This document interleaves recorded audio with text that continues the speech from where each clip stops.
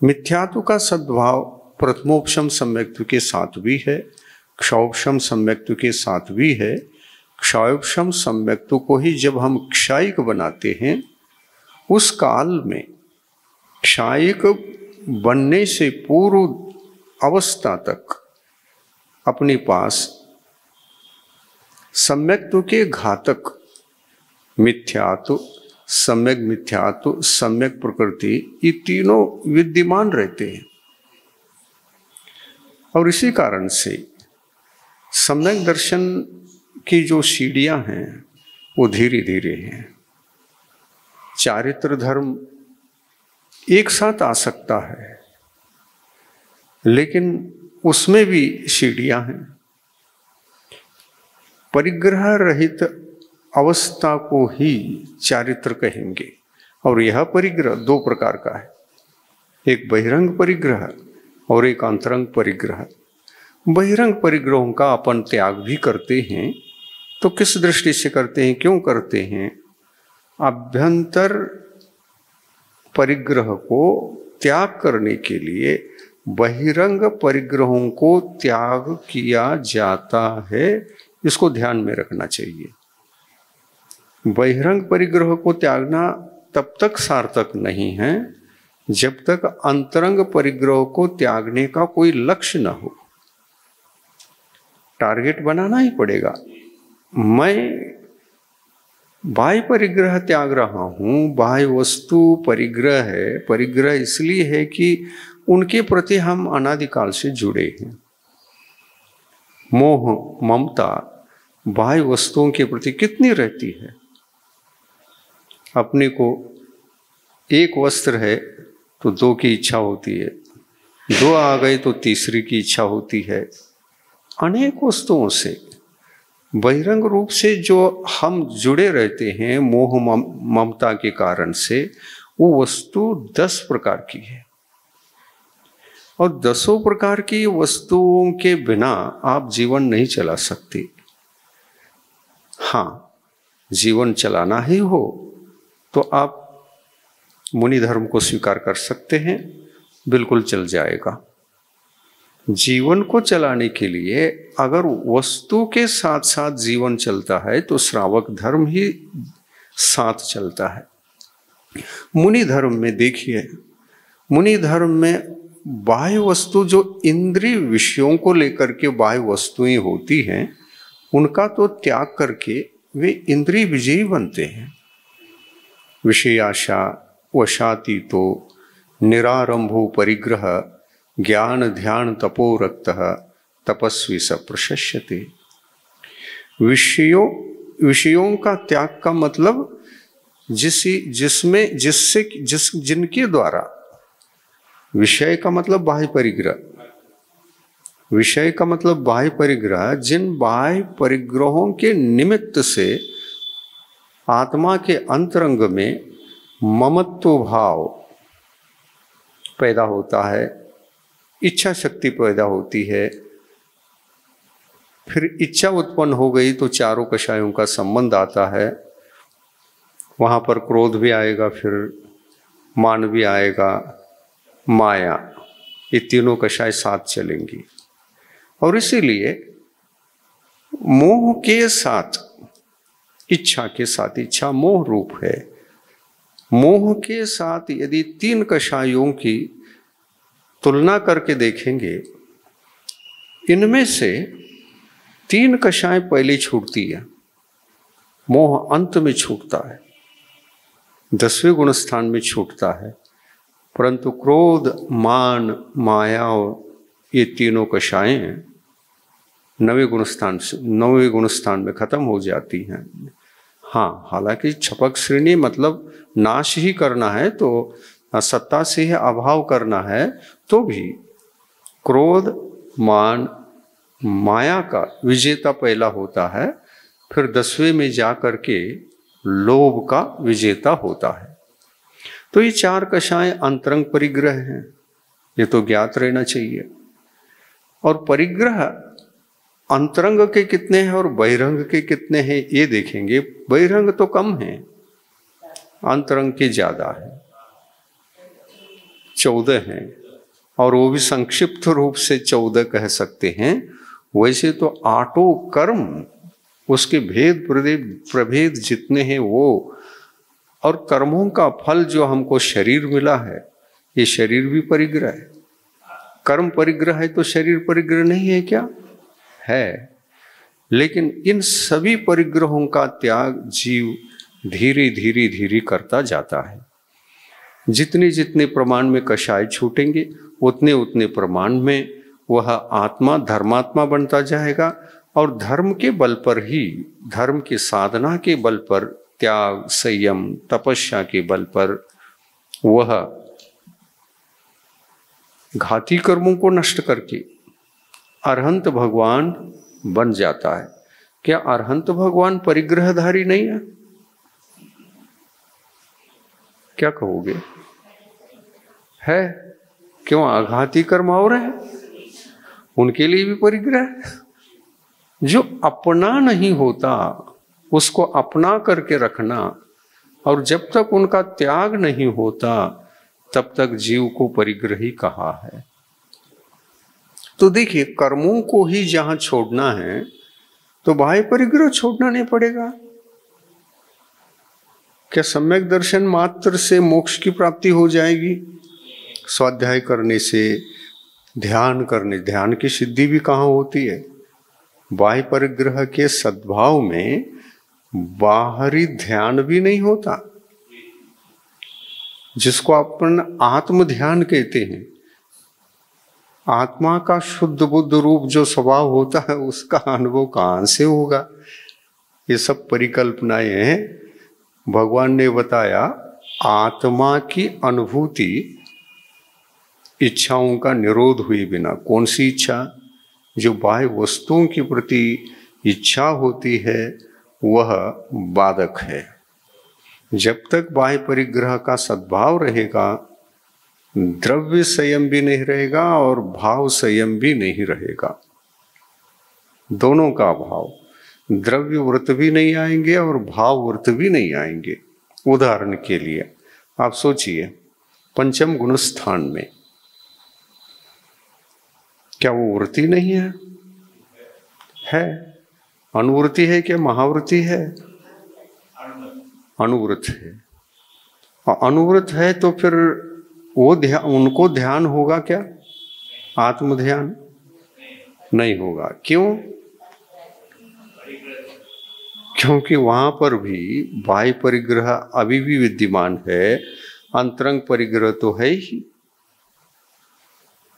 तो इन दोनों परिग्रहों के रहते हुए किसी भी प्रकार से हम आत्म साधना, आत्म कल्याण नहीं कर सकते।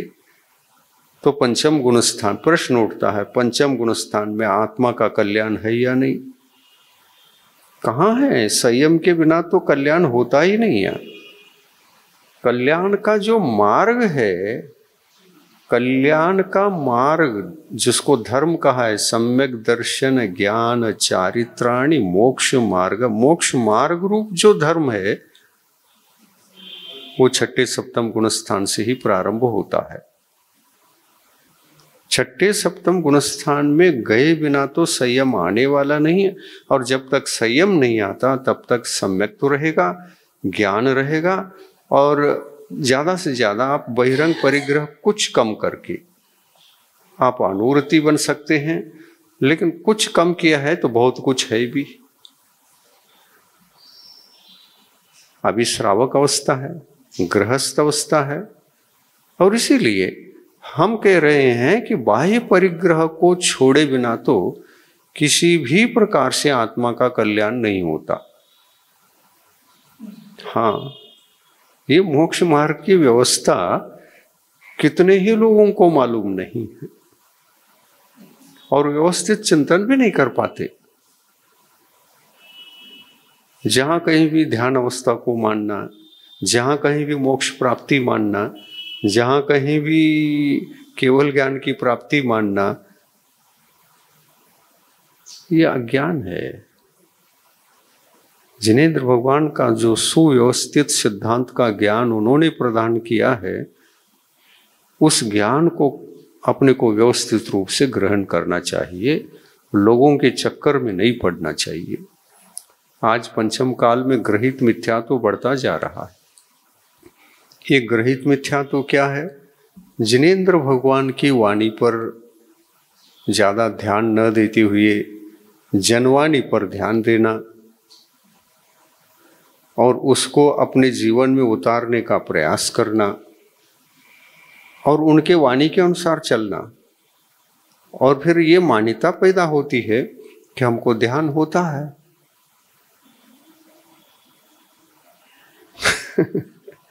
चौथे में होता है, पंचम में होता है हमको भी कम होता है लेकिन होता है। लेकिन आत्म ध्यान नहीं है, वह आत्म ध्यान नहीं है। आत्म ध्यान के लिए कारणीभूत जो धर्म ध्यान होता है वो धर्म ध्यान होता है। आत्म ध्यान यानी आत्मा का जो मोक्ष मार्ग है, जहाँ पर आत्मा का परिपूर्ण कल्याण है, वहाँ पर धर्म ध्यान व्यवहार धर्म ध्यान भी है, निश्चय धर्म ध्यान भी है। व्यवहार धर्म ध्यान संयम रूप है, निश्चय धर्म ध्यान तो आत्म कल्याण रूप है। आत्म कल्याण की तो भूमिका बनती है छठे गुणस्थान में। जब तक वह अपने स्वभाव को जानकर अपने में नहीं रह नहीं पाते, तब तक आत्मा का कल्याण कहाँ है? जैन दर्शन थोड़ा सा इस दिशा में उलझा हुआ सा लगता है और ये बहुत गहरा होने से लोग इसको समझ नहीं पाते। समझने वाले समझ जाते हैं, जो परिग्रह को त्याग कर इसके पीछे पड़ जाते हैं कि हमको आत्म कल्याण के रास्ते को अच्छी तरह से जानना है, समझना है और वास्तव में इस जीवन को सफल बनाना है, निष्फल होने नहीं देना है। ये चिंता जिसको होती है वह विशेष रूप से जिनेंद्र भगवान की वाणी में रस लेता है। श्रावक देवी देखिए आप क्या करते हैं, वो संसार के कार्य ही अधिक रहते हैं। कहाँ स्वाध्याय करने को फुर्सत नहीं, पूजन अभिषेक के लिए भी टाइम मुश्किल से बचता है। वहाँ भी जाते हैं तो खिंचाव पीछे रहता है, जल्दी जल्दी जाना है, जल्दी जल्दी अभिषेक करो, जल्दी पूजन करो। परिग्रह की ओर खिंचाव रहता है, घर के कार्य उस पर डिपेंड है, शारीरिक जीवन उस पर डिपेंड है ना। गृहस्थ अवस्था में धर्म ही नहीं है, धर्म की भूमिका है, धर्म नहीं। आत्म कल्याण नहीं, आत्म कल्याण की भूमिका तैयार करता है। हाँ आप लोग सभी भूमिका में है। आप लोगों को आखिर किधर बढ़ना है? सप्तम गुणस्थान की ओर है ना। और सप्तम गुणस्थान वाले भी किधर बढ़ रहे हैं? अरहंत भगवान की अवस्था को पाने के लिए है ना। और अरहंत भगवान भी बढ़ रहे हैं सिद्ध अवस्था को पाने के लिए। तो संपूर्ण आत्म कल्याण अगर होता है तो सिद्ध अवस्था में होता है, और आत्म कल्याण प्रारंभ होता है तो छठे सप्तम से होता है। और वही आत्म कल्याण का मार्ग मोक्ष मार्ग के रूप में विकसित होता हुआ जिनेंद्र भगवान के पद को प्रदान करता है आत्मा को। और फिर वहां भी परिग्रह है। देखो अभी वो जिनेंद्र भगवान भी अभी परिग्रह त्यागने में ही लगे हुए हैं। और परिग्रह त्याग के लिए उनको तो बाहर में कुछ भी नहीं बचा है, सिर्फ शरीर 9 कर्म बचा है और अंतरंग में आघाती कर्म 4 बचे हैं। लेकिन 13वें गुणस्थान में देखिए, 13वें गुणस्थान के अरहंत भगवान 50% मोक्ष प्राप्त कर चुके हैं। 4 घाती और 4 आघाती। तो कितना प्रतिशत हो गया ये? 50%।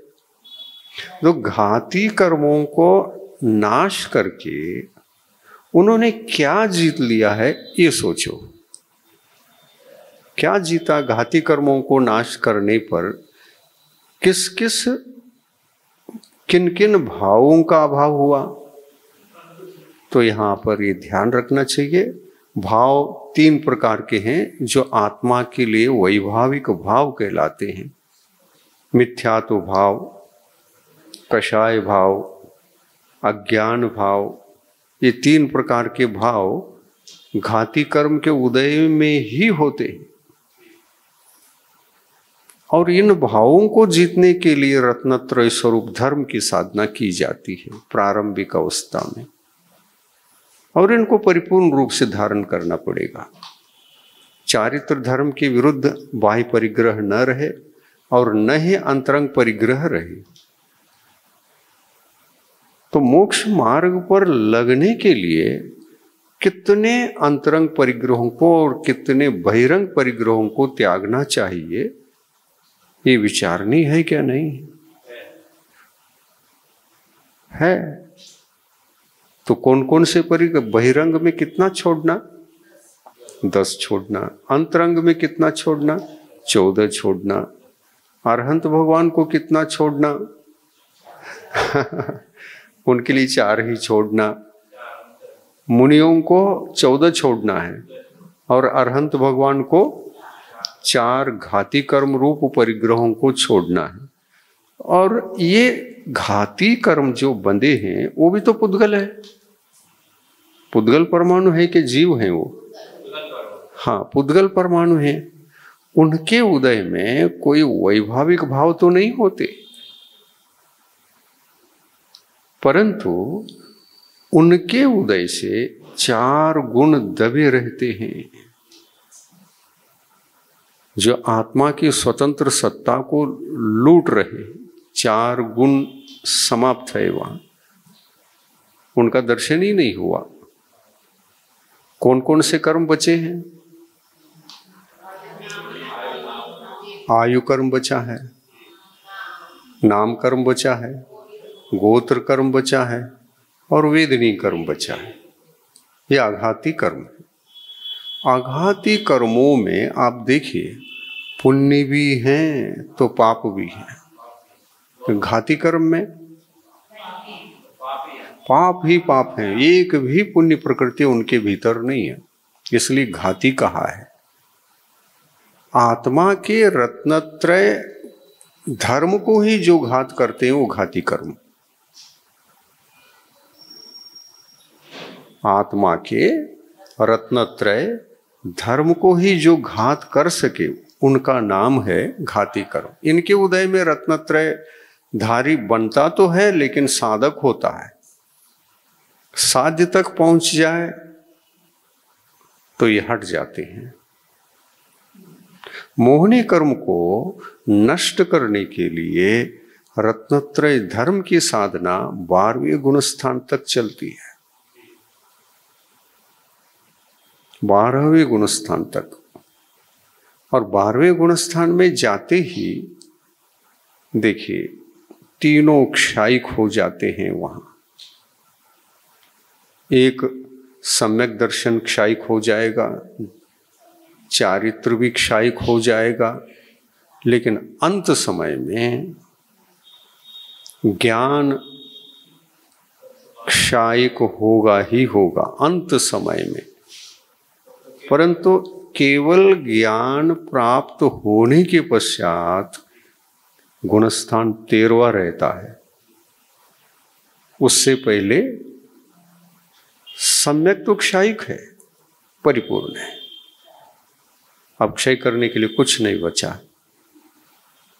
चारित्र भी क्षायिक चारित्र प्रकट हो चुका है। उस चारित्र को भी बढ़ाने की कोई जरूरत नहीं, उसके विरोधी जो परिग्रह हैं उनको नष्ट करने की जरूरत नहीं। नष्ट तो 10वें गुणस्थान में हो चुके हैं और वो 12वें में पहुंच चुका है। तो देखिए 12वें गुणस्थान में पहुंचने के पश्चात मोहनी कर्म सर्वप्रथम नष्ट हो चुका है। परंतु घाती कर्मों में 12वें गुणस्थान के अंदर, घाती कर्मों में उस गुणस्थान में 12वें गुणस्थान में तीनों विद्यमान है शेष, एक ही नष्ट हुआ। ज्ञानावरण कर्म विद्यमान है जो घाती कर्म है, दर्शनावरण विद्यमान है वह भी घाती है, और अंतराय कर्म भी विद्यमान है। ये आत्म कल्याण का जो धर्म है, रत्नत्रय स्वरूप धर्म, इसके घातक है। टोटल बात यह है कि हम मोहनी कर्म का ही ज्यादा रिसर्च करें, क्योंकि आत्मा का कल्याण हो सके। आप 1000 शास्त्र मत पढ़िए, 28 मोहनी कर्मों के बारे में रिसर्च करना शुरू करिए, अध्ययन करिए, स्वाध्याय करिए, चिंतन करिए, मनन करिए। ये मोहनी कर्म कितने गुणस्थान तक रहता है, गुणस्थान परक अध्ययन करिए। और ये समझ में आ गया तो समझ में आए बिना तो उनका त्याग करना असंभव है। मोहनी कर्म डिटेल समझ में आ गया तो आप मोहनी कर्म को जीत भी सकेंगे। ज्ञान के बिना कैसे जीतोगे? समझ में आने पर जीना सरल होता है, नाश करना आसान हो जाता है। इसलिए मोहनी कर्म पर जोर दे दो। आपको इस अवस्था में, चाहे श्रावक अवस्था हो, मुनि अवस्था हो, कौन से कर्म पर ज्यादा ध्यान देना पड़ेगा? मोहनी कर्म। क्या ज्ञानावरणी कर्म पर ध्यान देना पड़ेगा? क्या दर्शनावरणी पर ध्यान देना पड़ेगा ज्यादा? अंतराय पर ध्यान देना पड़ेगा क्या? नहीं। ये कर्म तो मोहनी कर्म के विनष्ट होने पर अंतर मुहूर्त के भीतर भीतर इनकी आयु ज्यादा नहीं रहती। मोहनी कर्म की मृत्यु हो गई तो ये अंतर मुहूर्त ही इनकी आयु शेष बची है। सवाल ही नहीं, ऑटोमेटिक नष्ट हो जाएंगे, वो होंगे ही, और ज्यादा समय नहीं लगने वाला है। इधर मोहनी कर्म नष्ट हुआ, अंतर्मूर्त ठहरो, ये तीनों एक साथ चले जाएंगे।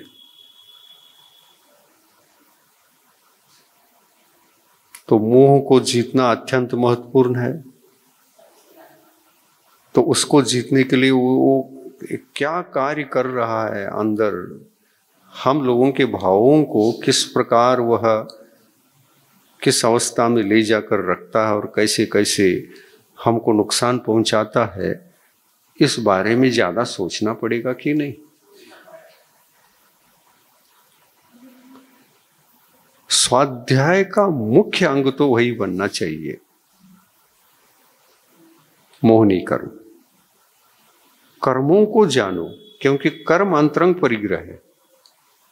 मोहनी कर्म की जितनी भी प्रकृतियां हैं वो अंतरंग परिग्रह हैं। और सर्वप्रथम इस अंतरंग परिग्रह को 2 भागों में विभाजित करके बताया है और 14 बना दिया उसको अंतरंग परिग्रह के रूप में। मोहनी कर्म टोटल 14 ही प्रकार के हैं। क्यों? 28 मोहनी कर्म है, 14 कैसे हो गए? तो 14 14 28, टोटल कितने हैं? मोहनी कर्म टोटल 28 है। और मोहनी कर अंतरंग परिग्रह 14 ही प्रकार के हैं कहा, तो और 14 कहां चले गए? 28 कहना चाहिए था।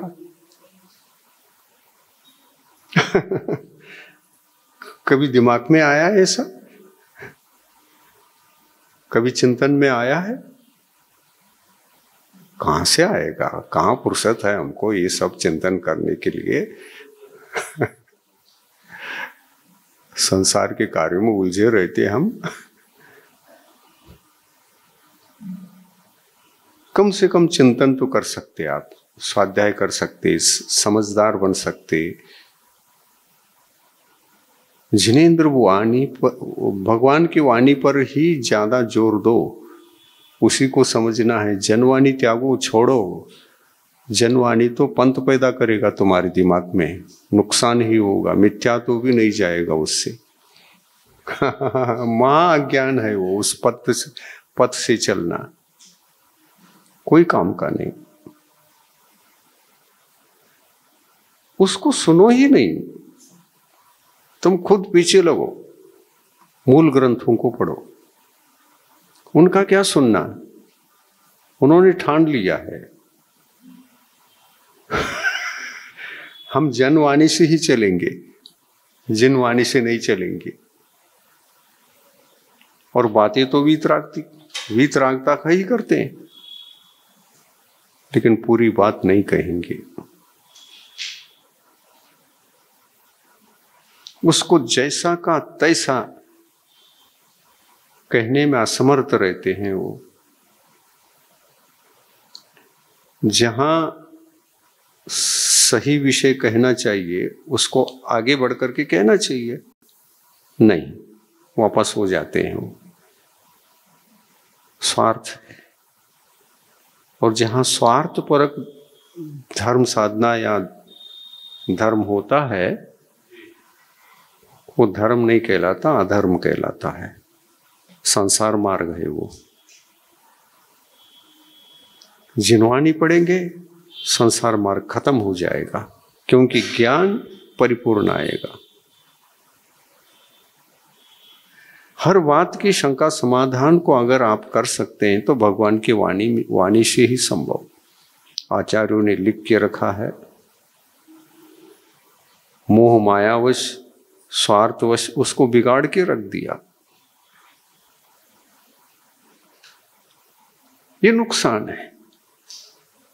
और खुद तो बिगड़ ही गए, औरों को भी बिगाड़ दिया। भोले वाले उसी को पढ़ते हैं, उनका शिविर लेते हैं। देखो देखो, पढ़ो, ध्यान करो, कितना आनंद आता है। वितरागता आती कि नहीं आती? तो इस तरह से बिना विदाउट सिद्धांत के, विदाउट आधार, ये सब बातें मिथ्यात्व की ही होंगी। वो जिनवाणी पढ़ोगे तो कम से कम मिथ्यात्व परिग्रह छूट जाएगा। क्यों? समीचीन ज्ञान हो गया, पूरा रास्ता पता चल गया आगे का भी। ये जहां जाकर अटकते थे उसके आगे का पता चल जाता है आगम ग्रंथों से। तो उस दिशा में ही अपने को बढ़ना चाहिए। और भगवान की वाणी को उपेक्षित मत करो, नहीं तो ये मनुष्य पर्याय, चाहे स्त्री पर्याय हो, चाहे पुरुष पर्याय हो, ये बेकार चला जाएगा। एक भी अंतरंग परिग्रह का त्याग नहीं कर पाओगे। धर्म की केवल चर्चा होगी, लेकिन वो चर्चा करके प्राप्त किया हुआ धर्म भी मिथ्या ज्ञान रहेगा। कल्याण कैसे करेगा? मिथ्या ज्ञान से कल्याण नहीं होता।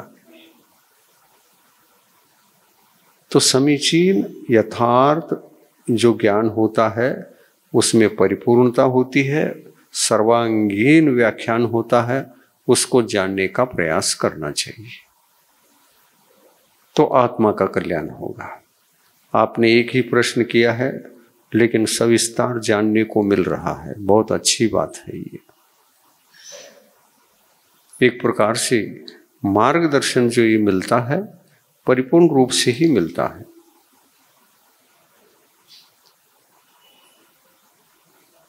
तो मुनियों की वाणी,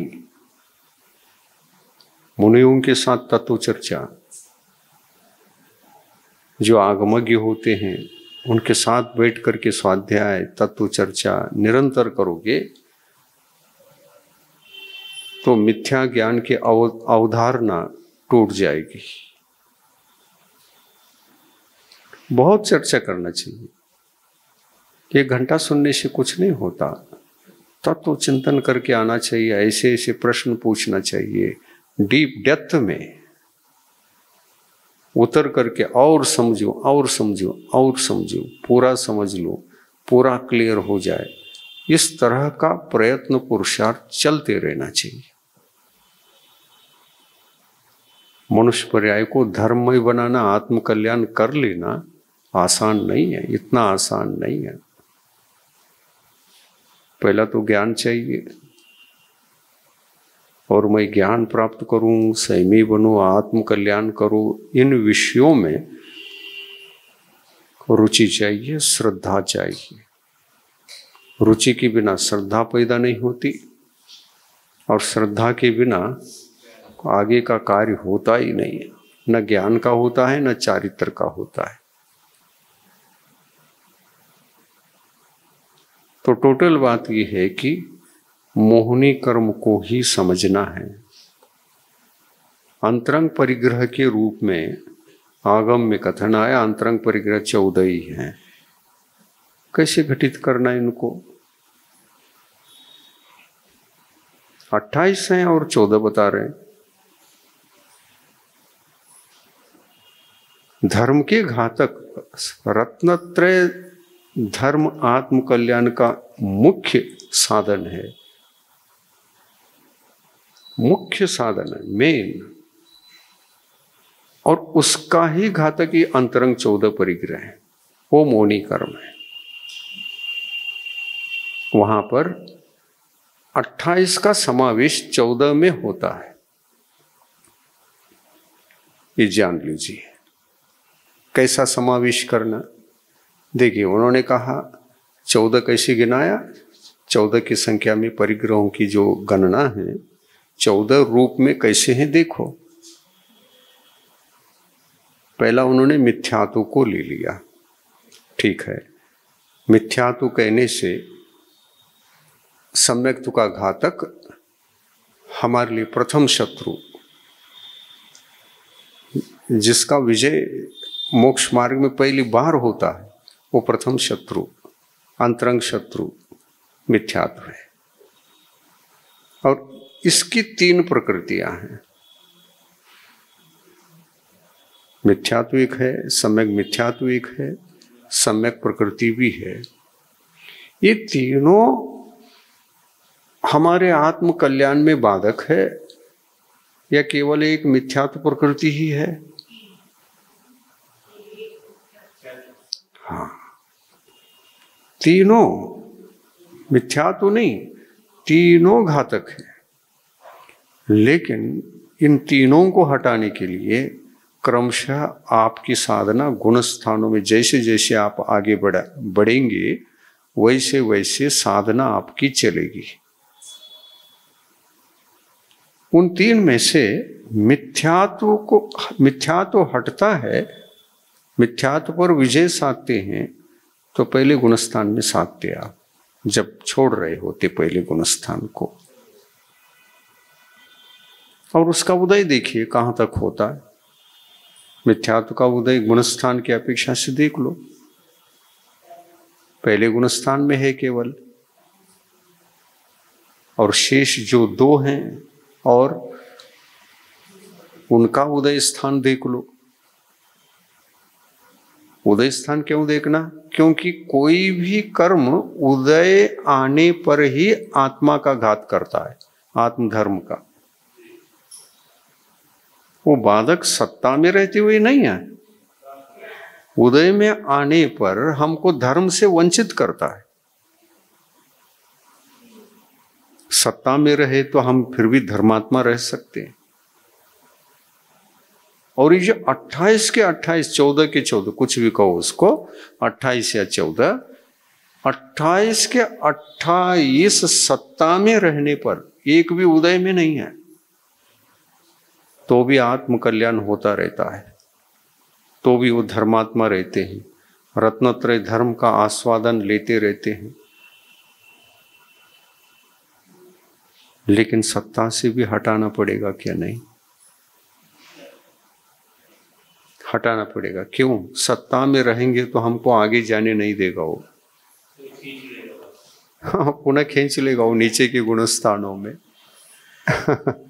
गुरुत्वाकर्षण है।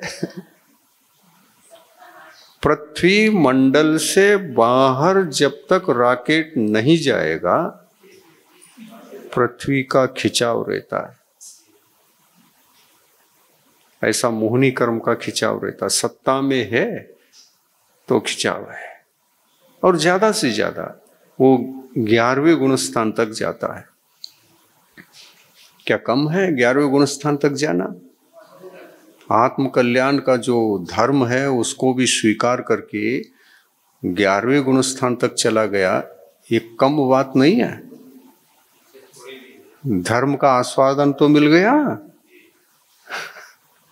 रत्नत्रय धर्म का, आत्म कल्याण का जो साक्षात कारण है रत्नत्रय धर्म, उसका आस्वादन मिला कि नहीं मिला?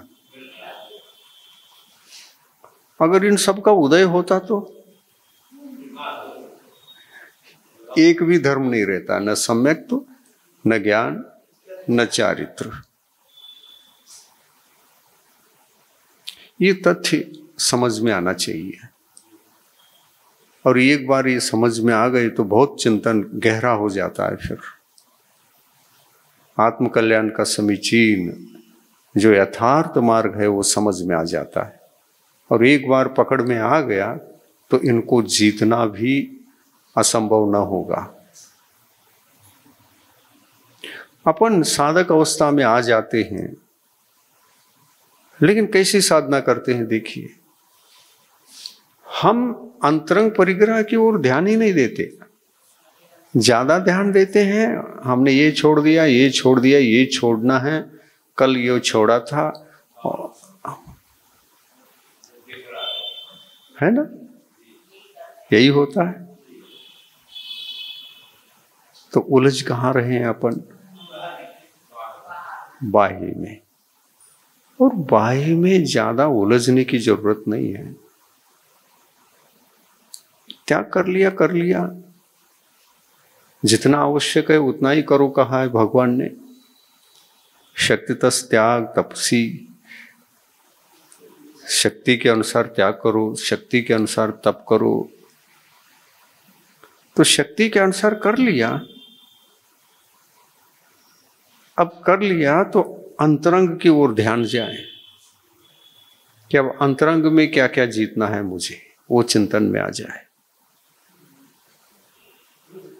जितने प्रमाण में आपने बाह्य में छोड़ा है उतने प्रमाण में अंतरंग में भी छूटा है या नहीं, अंतरंग परिग्रह से मुझे मुक्ति मिली है या नहीं,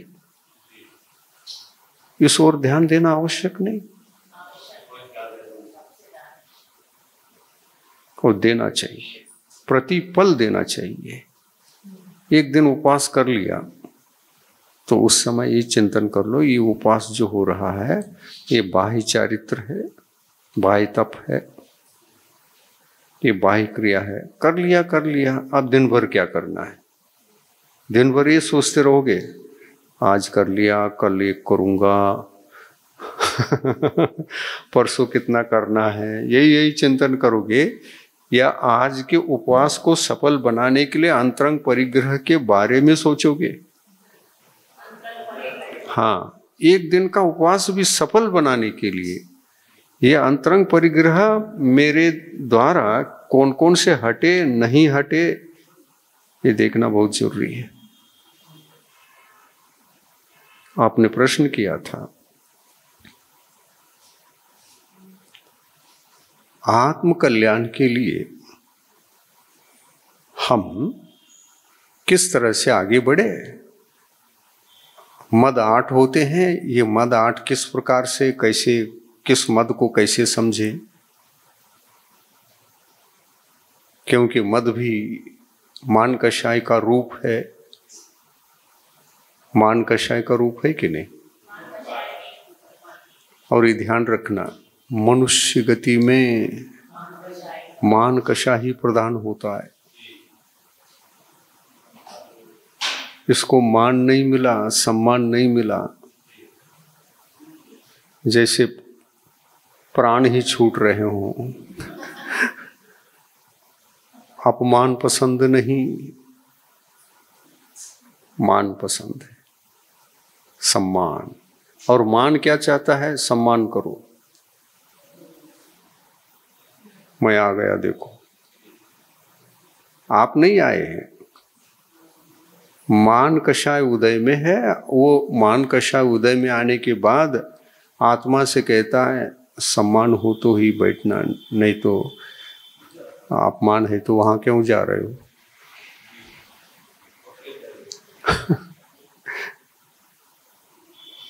लेकिन धर्मात्मा कैसा होता है?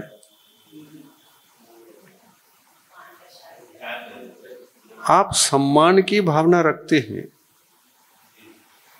तो मान कषाय को जीत ही नहीं सकते। न सम्मान की भावना रखो और न ही सम्मान न मिलने पर अपमानित हो जाओ। मान में अपमान में दोनों में प्रवृत्ति नहीं होना। उनसे बचना। अपमान से बचने का मतलब जहां अपमान होता है उससे बचो ऐसा नहीं, वहीं जाओ। उसके बिना काम नहीं होता है। आप विजयी कैसे होगे? मैदान में या घर में ही सेना को मारोगे? और बॉर्डर पर अभी तो युद्ध चल रहा है। मैदान में गए हैं कि नहीं सैनिक? तुम मैदान में उतरो, वहां शत्रु मिलेंगे।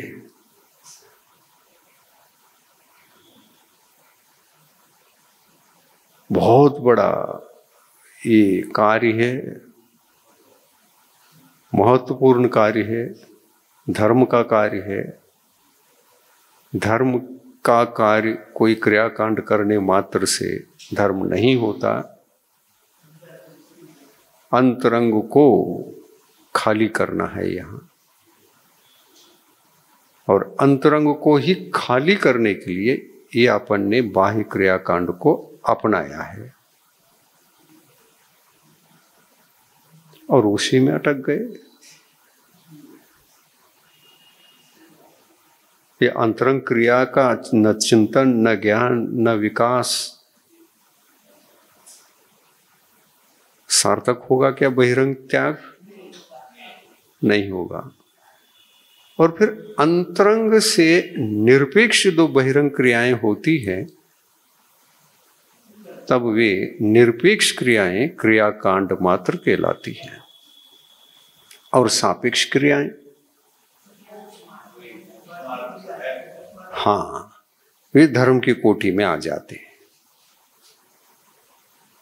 आप जब तक अंतरंग सापेक्ष, अंतरंग धर्म को खड़ा करने के लिए कषायों को जीतना पड़ेगा, मोहनी कर्म को जीतना पड़ेगा।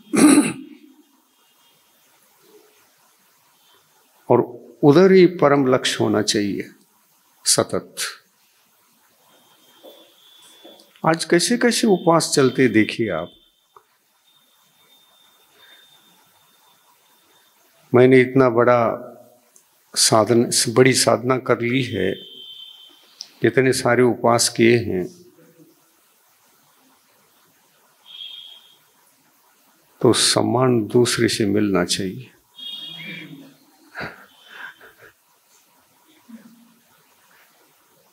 क्यों 10 किया है?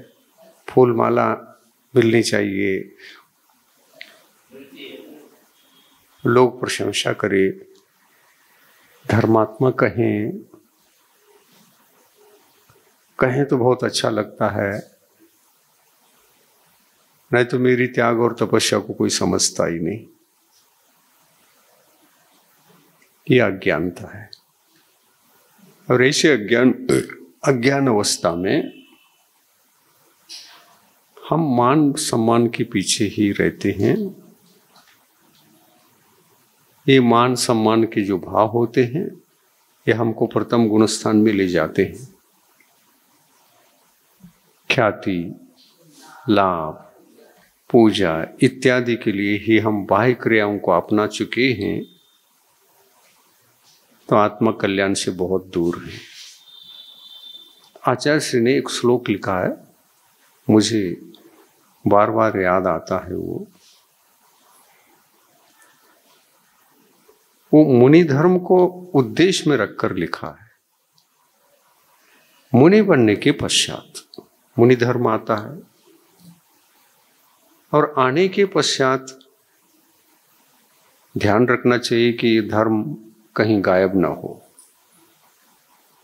इसकी सुरक्षा का ख्याल रखना पड़ेगा। क्या ख्याल रखना पड़ेगा? वही सतत स्वाध्याय करो। मोहिनी कर्म के 28 मूल प्रकृतियां क्या हैं?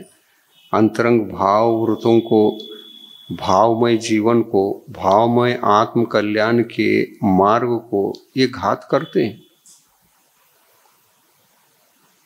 ओरिजिनल को घात करते हैं और ये ओरिजिनल है। यही केवल ज्ञान की सिद्धि में काम में आने वाले हैं। ये व्रत छूट जाते हैं बाहर के, तो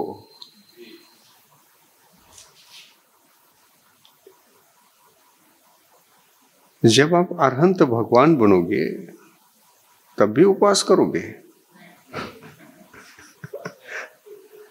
12 प्रकार के तप करोगे। बहुत ऊपर उठ गए। लेकिन 12 प्रकार के तपों को आपने यदि मुनि अवस्था में धारण कर लिया है, मान के चले, बहिरंग तप 6 और अंतरंग पच तप 6, 12 तपों को स्वीकार कर लिया। क्यों कर लिया? हाँ, अंतरंग मोहनी कर्म को जीतने के लिए।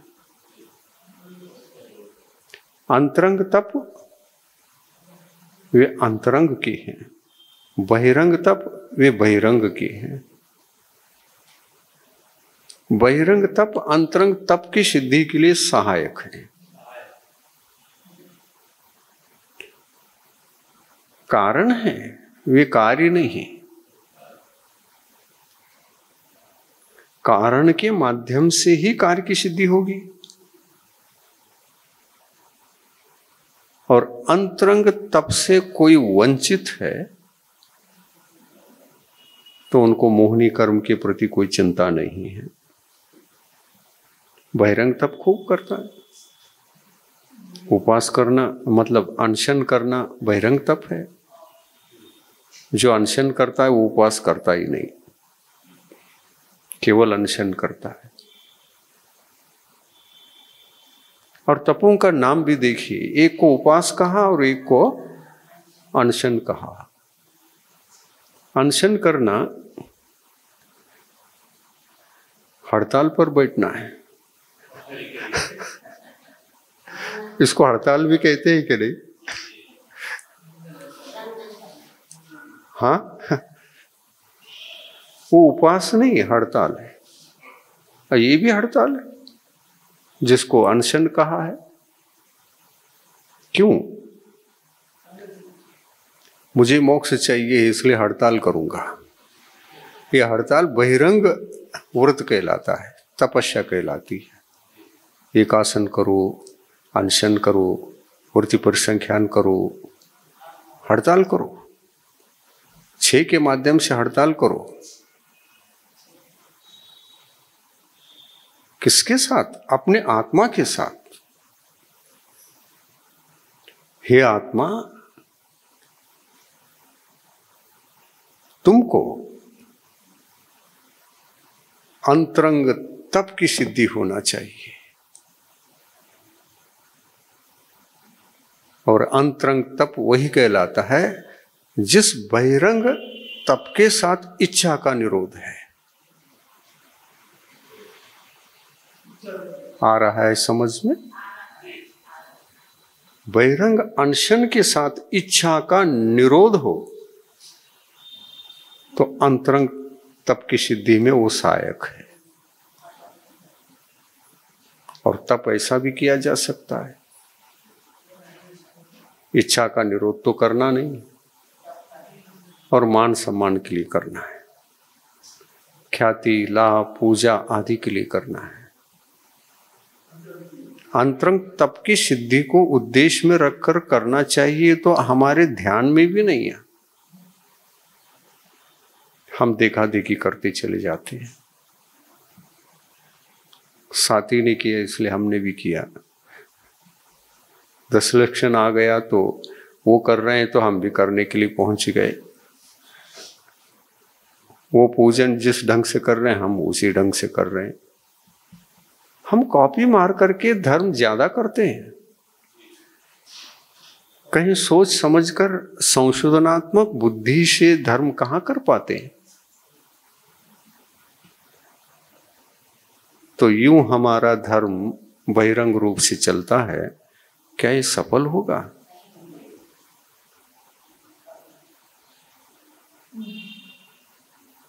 जहां भी देखो यही कहा है ग्रंथों में, 1000 लाख ग्रंथ भी पढ़ोगे तो यही मिलेगा कि इच्छा का निरोध करके हर व्रत को ग्रहण करो।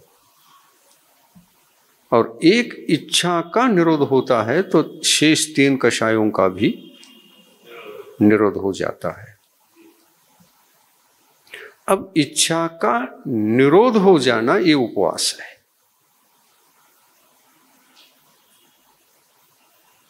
इच्छा का निरोध हो जाना उपवास है। बाहर में खाए बिना एक दिन रहना ये अनशन है, लंघन है, ये हड़ताल है। मैं हड़ताल कर रहा हूं, इच्छा के निरोध के लिए कर रहा हूं और अनशन कर रहा हूं। और ऐसा हड़ताल करने की जरूरत नहीं है। जिनेंद्र भगवान कहते हैं करना ही है तो इच्छा निरोध पूर्वक करो, नहीं करना है तो केवल इच्छा निरोध करो और बैठ जाओ। न आहार के लिए उठो, कुछ नहीं, मेन क्रिया एक ही, अंतरंग कर्मों को हटाने के लिए ध्यान में बैठ जाओ, आत्म ध्यान में बैठ जाओ। अंतर्मुहूर्त में केवल ज्ञान हो सकता है। एक ही उपवास नहीं किया, एक भी बहिरंग व्रत को नहीं किया,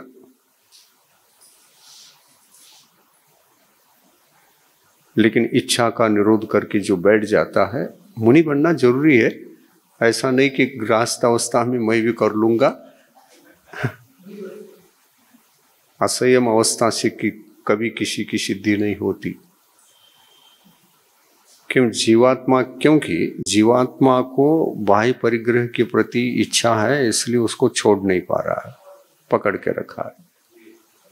और फिर उसको रख करके भी यदि यह साधना चाहता है, नहीं सीधा ध्यान की सिद्धि कर लूंगा।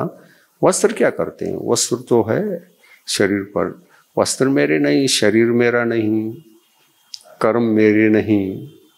मेरे नहीं कहने से मिल जाएगा मोक्ष?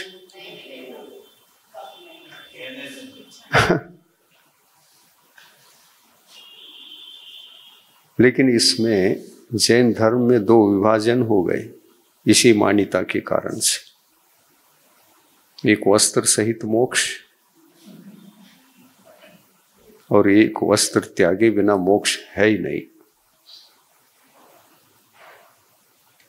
इसका नाम दिगंबर जैन और उसका नाम कुछ और। तो सिद्धांतों में फर्क आया। ध्यान की सिद्धि ही नहीं होती है, मोक्ष कैसे होगा? और मोक्ष का अंतिम उपाय ब्रह्मास्त्र है ध्यान, आत्म ध्यान। आत्मा में किसी भी वस्तु के प्रति इच्छा नहीं है। आत्मा इच्छा रहित हो चुका है, सब त्याग चुका है, छोड़ चुका है और छोड़ा भी इसलिए है कि इनके प्रति इच्छा होती है, इसलिए इच्छा का निरोध करने हेतु उनको त्याग दिया है। ऐसी इच्छा का निरोध होता है, केवल त्याग मात्र से निरोध नहीं होता। तो इच्छा निरोधो तपः, ये जो परिभाषा है, इच्छा का निरोध होना उपवास है, और भोजन का न करना ये अनशन है। इसको उपवास नहीं कहा, अलग अलग नाम है, और ये चिंतन में आना चाहिए। हम क्या कहते हैं, अनशन को ही उपवास कह डालते हैं, इच्छा का निरोध तो हुआ नहीं। और इच्छा का निरोध हुआ भी है तब भी अनशन अनशन ही है, इच्छा का निरोध ही है। इसका नाम अनशन है, उसका नाम उपवास है। अंतरंग तप का नाम उपवास है, बहिरंग तप का नाम अनशन है, हड़ताल है।